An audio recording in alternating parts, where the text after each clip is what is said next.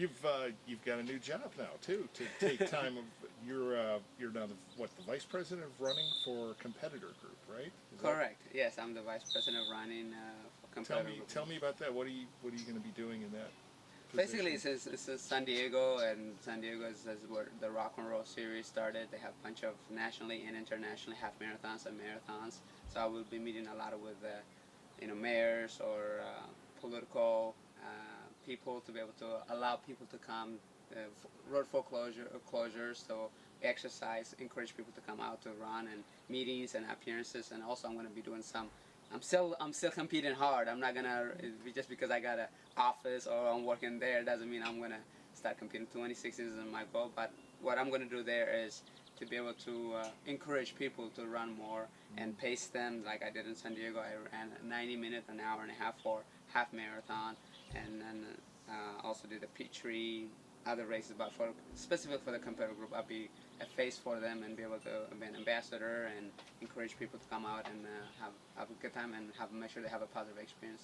I read a story that somebody wrote the other day about your dad was a janitor when you were growing up, and he cleaned offices, and it meant a lot to him for you to finally have an office of your own as an executive. And is that a meaningful thing? I mean, just to be able to say you got an office, or?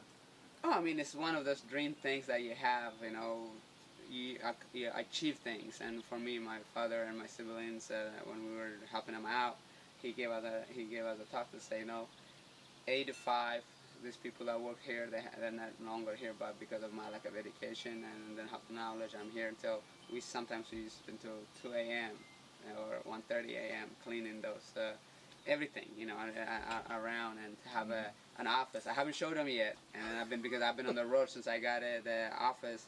2 days later, I was on the road, and so I can't wait to go back to San Diego beginning of August and then show them around. And I'm pretty sure there's when I won the San Diego Rock and Roll half, he lifted me up and then he put me on his shoulder. So there's a picture that they even had it for me on my desk. So oh really? So to have that moment, I mean I know it's gonna be teary eyes. I get emotional just thinking about that, just because my parents always have given out their life for the better of their kids, and to have an office of the executive is, it's a huge honor.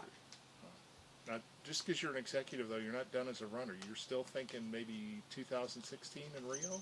Yeah, I mean, yes, I'm planning on for 2016. I mean, it's a year and a half. February 2016 is the trials. I'll be 40 at that time, and 41 at the Olympic Games. If I can, go there and, make my 4th Olympic team.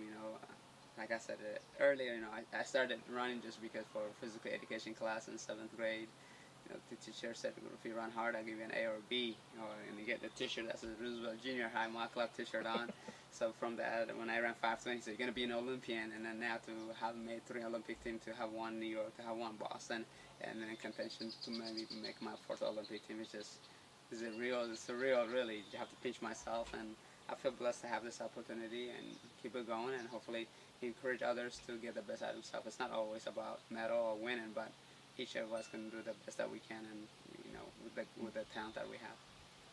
The Bix has become very special to you, and I know some of it's because of the people you've met here, the Bryangers and everything, but is there something else about this race that sets it apart from other road races? I mean, the Big Sevens, they always, the motto is run with the best, and they have brought the best of the world, and it's just a unique opportunity to be here with the big festivities, music, and be able to. There's a whole culture about it here, and it's just a wonderful opportunity for people. The people. When we go in the morning, they have the chairs out, they're getting ready. The community is behind it. So I get tickled by that. It's like 5:30 in the morning or 6 in the morning, and people are just getting ready for a picnic or just trying to get the chairs out so they could have the front row seats by going by the residential. So it's unique. It's really unique, and running with the best is a great motto. We have had great races, great memories, and this Big Seven is known nationally and internationally. So it's if you are here in end of July, looking for a race, Big Seven is it. All right. Well, it's a pleasure to have you here, and well, thanks, as always. Thanks for having me.